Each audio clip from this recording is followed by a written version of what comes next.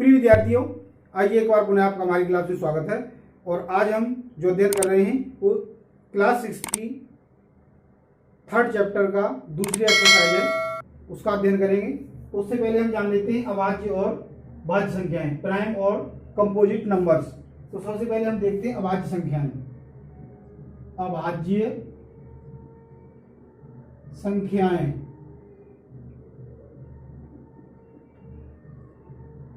या prime numbers.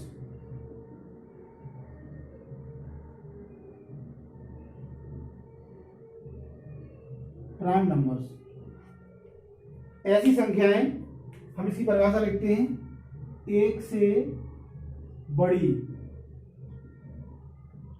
ऐसी संख्याएं जो एक और स्वयं के अलावा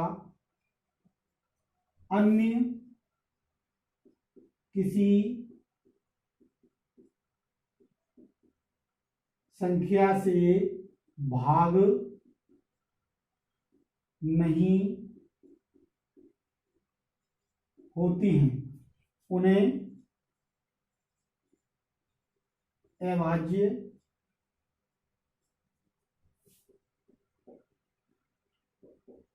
संख्याएं कहते हैं। यानी वो स्वयं से भाग होंगी या फिर एक से होंगी, उसके अतिरिक्त किसी से भी भाग नहीं होंगी, उन्हीं को हम अभाज्य संख्याएं या प्राइम नंबर्स कहते हैं। जैसे अब देखो, एक से बड़ी है, यानी जो एक है वो ना तो भाज्य है और ना ही अभाज्य है, इस बात को ध्यान रखना है। जैसे हम लेंगे अभाज्य संख्याओं में 2, 3, 5, 7, 11, 13। और इसकी एक और विशेषता है कि इसके दो ही गुणनखंड होंगे, एक स्वयं हो, एक और स्वयं। इसके अतिरिक्त इसके ज्यादा गुणनखंड नहीं होंगे। अर्थात ये भी कह सकते हैं कि ऐसी संख्या जिसके सिर्फ दो ही गुणनखंड हों, उनको हम अभाज्य संख्याएं कहते हैं। अब हम देखते हैं भाज्य संख्याएं। भाज्य संख्याएं, कंपोजिट नंबर्स।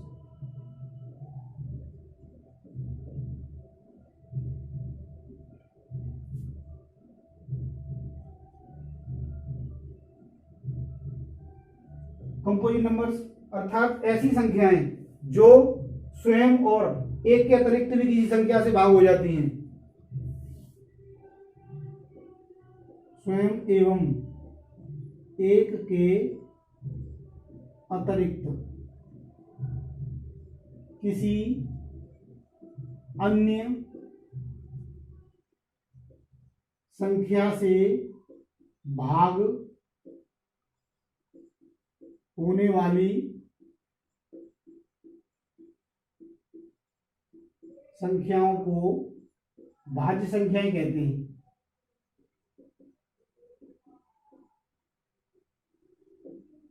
यानी वो संख्याएं स्वयं से कटेंगी, एक से कटेंगी, यानी एक से तो सभी कटती हैं, और उसके अतिरिक्त किसी और से भी कटेंगी। जैसे 4 है, 4 से भी कटेगा, 2 से भी कटेगा, 1 से भी कटेगा।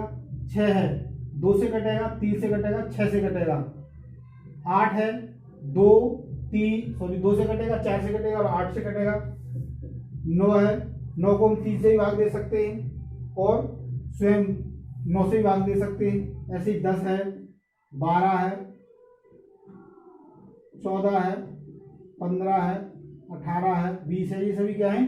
भाज्य संख्याएं हैं। यानी इनको हम दो संख्याओं के अतिरिक्त अन्य संख्याओं से भी विभाजित कर सकते हैं। अर्थात इसके लिए भी हम कह सकते हैं कि ऐसी संख्याएं जिनके जो गुणनखंड हैं वो 2 से अधिक हों, उनको हम भाज्य संख्याओं की श्रेणी में रखते हैं। हम देखते हैं सम,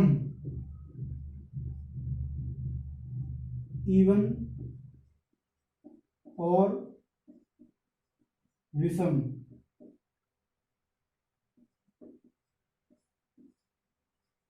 और नंबर्स, संख्याएं, सम और विषम संख्याएं।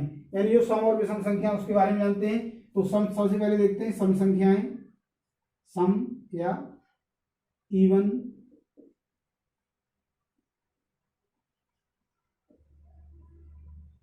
नंबर्स। तो ऐसी संख्या, सम के लिए हम एक कल्पना करते हैं। मान लीजिएगा हमारे पास एक झुंड है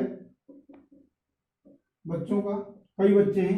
अब हम इसमें से क्या करेंगे कि एक एक बच्चे को, एक को इधर भेजेंगे, एक को इधर भेजेंगे, फिर एक को इधर भेजेंगे, फिर एक को इधर भेजेंगे, फिर एक को इधर भेजेंगे, फिर एक को इधर भेजेंगे। मान लीजिए इधर आए बच्चों की संख्या हो गई 1 2 3 4 5, और इधर आए बच्चों की संख्या भी 5 हो गई। अर्थात यहाँ पर जो संख्या थी वो कितनी थी? 10 थी। यानी कोई भी संख्या जब दो बराबर भागों में बट जाए उसको हम सम संख्या कहेंगे। अब हम यहाँ देखते हैं कि यहाँ पर 5 बच्चे और एक बच्चा इधर ज्यादा पहुंच गया, यानी यहाँ पर 6 बच्चे हो गए, यहाँ 5 हो गए। इसका मतलब यहाँ पर क्या थे? 11 थे। यानी ये दो बराबर भागों में नहीं बटे। या तो बराबर करेंगे तो इस बच्चे को हमें अलग रखना पड़ेगा, और यदि हम इसी में रखेंगे तो ये ज्यादा हो जाएगा। अर्थात जब हम किसी संख्या को दो भागों में बांटें तो वह पूरी पूरी न बटकर एक हिस्से में एक ज्यादा हो जाए, उसको हम सम संख्याएं कहते हैं।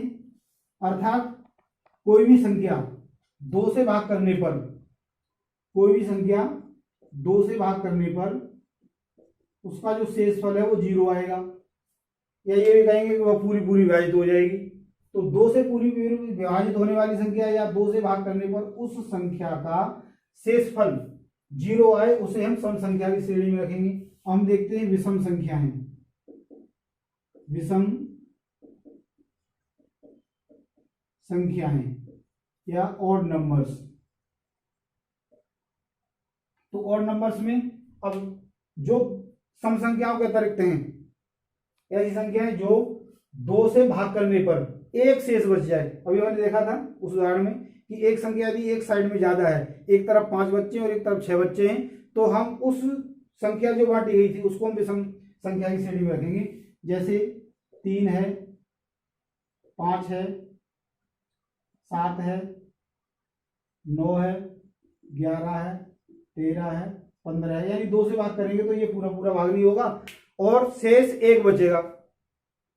एक से ज्यादा शेष नहीं बच सकता, क्योंकि जब हम किसी संख्या को किसी संख्या से भाग देते हैं तो उसका शेष उस भाग करने वाली संख्या से छोटा होगा या फिर 0 होगा। तो विषम संख्याओं को निरूपित करने के लिए अब यहाँ पर हम देखते हैं कि जो 2 है एक ऐसी संख्या है जो सम है और साथ में अभाज्य भी है। ये ध्यान रखने की बात है कि 2 एक ऐसी संख्या है जो सम होने के साथ साथ अभाज्य है। अन्यथा विद्यार्थियों आपने सम, विषम, भाज्य और अभाज्य संख्याओं के बारे में जान लिया। इसकी जो एक्सरसाइज है आप इसको थोड़े से अच्छे ढंग से अध्ययन करें और कल हम इसकी एक्सरसाइज को करेंगे ताकि आप अच्छे से उसको समझ पाएं। तो आज के लिए इतना ही, धन्यवाद।